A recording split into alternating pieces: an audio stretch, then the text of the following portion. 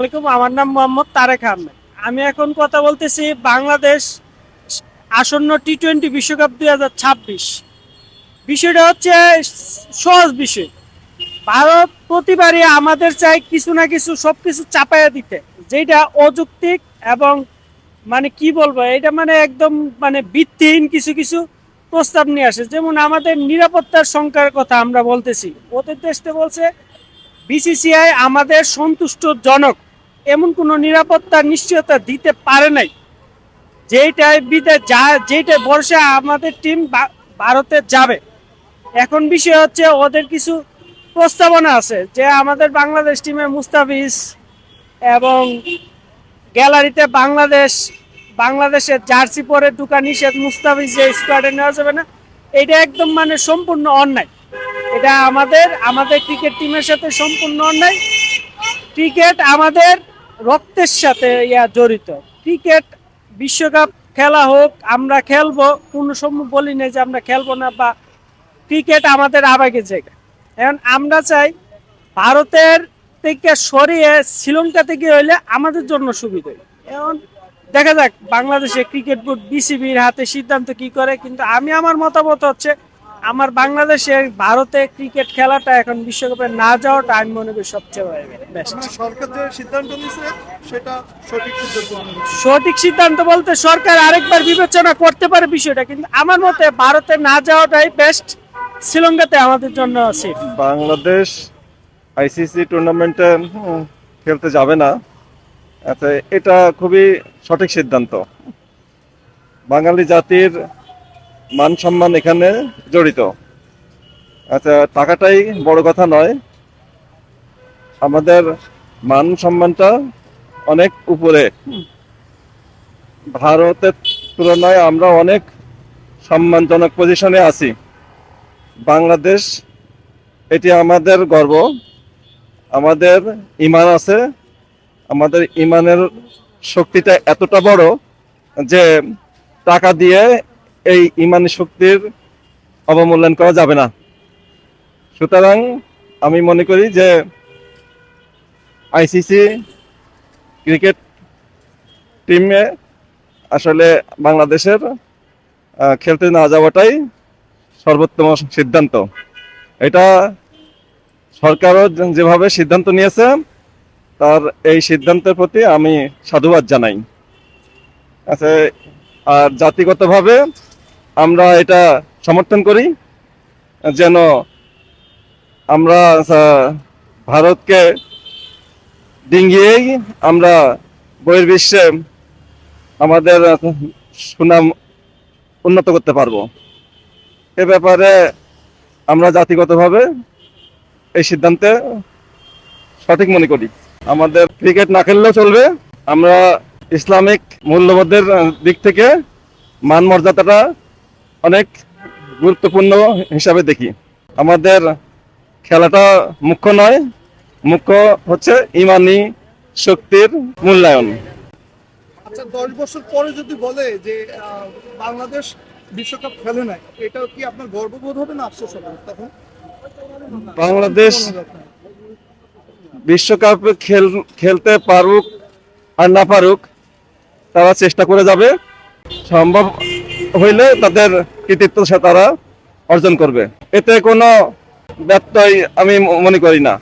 খেলাটা এমন একটা জিনিস, এখানে হার জিতের বিষয়। একটা পক্ষ হারবে, একটা পক্ষ জিতবে, এবং এটা কনস্ট্যান্ট না, এটা সময়ের ব্যবধানে এটা পরিবর্তন আসে। সুতরাং এটা হার জিত থাকবে।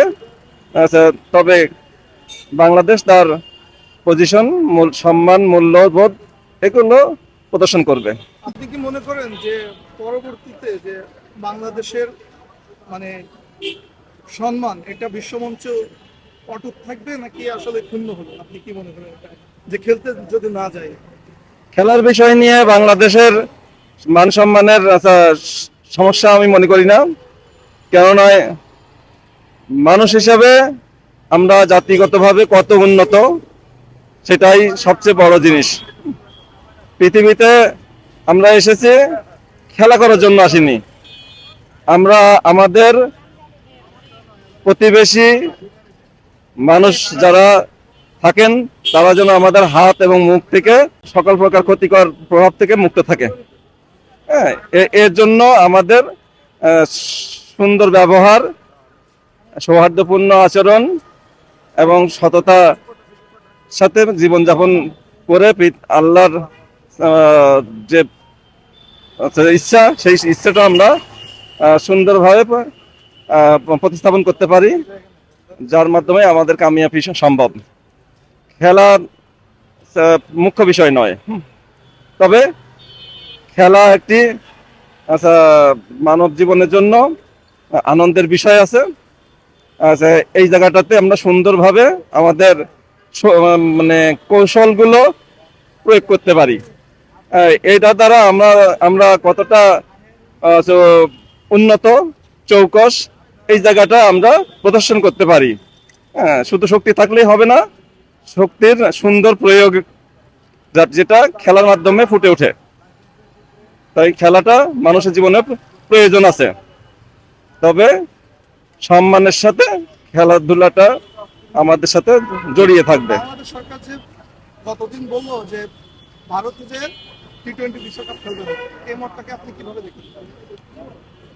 বেসিক্যালি আমি মনে করি যে মতটা নিচে সরকার অবশ্যই ভালো, কারণ আমাদের ক্রিকেট আগে দেশ বড়, আমরা কাকে রিপ্রেজেন্ট করব? অবশ্যই দেশকে। তো ভারত চিন্তা করেন প্রত্যেকবার কি করতেছে আমাদের সাথে, যে কয়টা ম্যাচ হোক একটা দাদাগিরি দেখাচ্ছে, যেটা আমরা কখনোই চাই না। আমাদের যদি এতই সমস্যা থাকতো তাহলে মুস্তাফিজ তারা নিল না কেন? যদি মুস্তাফিজ যদি খেলতে পারতো তাহলে আমাদের দেশ যাওয়ার কোনো প্রবলেম ছিল না, আমরা অবশ্যই যাইতে পারতাম। কিন্তু দেখেন তারা মুস্তাফিজে ইস্যু দেখাইলো যে মুস্তাফিজ তারা নিতে পারবে না, অনেক ঝামেলা হইতে পারে। তো আমাদেরকে পুরো দেশ যাবে কেন? ক্রিকেটটা বুঝতেছে না যে আমাদের এখানে আমাদের সাংবাদিক আছে, দর্শক আছে। তো অবশ্যই যে সিদ্ধান্ত আমি একমত, আমি চাই যে বাংলাদেশে যাচ্ছে না, আমি সহমত। 1 বছর না খেলে কিছু হবে না, এমন না যে বাংলাদেশ কাপ নিয়ে যাবে, আর আহামরি তো ভালোও খেলে না যে কাপ নিবে। সো এটা কোনো ব্যাপার না, বাংলাদেশ নেক্সট টাইম ভালো খেলবে। বিশ্বমঞ্চে কি এর ইফেক্ট করবে যে পরবর্তী ধরেন 10 বছর পরে যে এমন হলো যে বিশ্বকাপ খেলে না, এর জন্য আফসোস হবে বা গর্ববোধ হবে? আপনার কোনটা মনে হয়? যে আমার এখানে আফসোস হওয়ার কিচ্ছু নাই। আপনি একটা জিনিস চিন্তা করেন, যদি ইন্ডিয়া যা করতেছে এরকম কিন্তু ইন্ডিয়াও করছে, পাকিস্তানও করছে, তো বাংলাদেশের প্রবলেমটা কেন দেখবে না?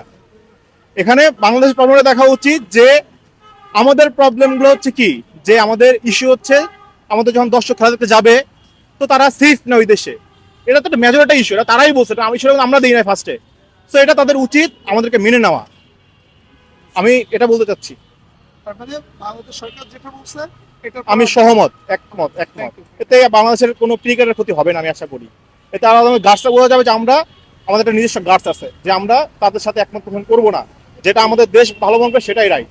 পরবর্তীতে বিশ্বমঞ্চে আমাদের কি সম্মান আসলে স্ট্রং হবে নাকি দুর্বল হবে? অবশ্যই স্ট্রং হবে। আমরা কি হেরে যাওয়া জাতি নাকি? আমরা অবশ্যই জাগ্রত জাতি, আমাদের এখানে কিছু হবে না। বিশ্বমঞ্চে দেখুক যে আমাদের সাথে অন্যায় করা হয়েছে, আমরা প্রতিবাদ জানাইছি, এখানে আমাদের রং কিছু নাই।